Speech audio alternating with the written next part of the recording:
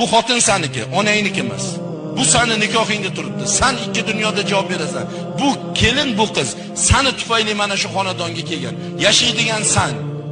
Nima qildi? Nima aybi bor? Zino qildimi? Birovni to'shagida ushlab oldingmi? Yo'q. O'g'irlik qildimi? Qo'li egilayotganmi? Topganingni otasiga, onasiga tashlayaptimi? Yo'q. Nima jinoyat qildi? Nima uchun onang hayda deyapti, sen haydashga tayyorsan? Axir sen buni bilasan-ku. Nimaga haydaysan? Haydama, yashasin. Ha, men endi erkakman. Erkak bo'lganimdan keyin bitta gapiraman. Tupurgan tupugimni qaytib olmayman deydi. Aytim, sen kasobat o'zingmi? Tupuging nima bo'lar dedim.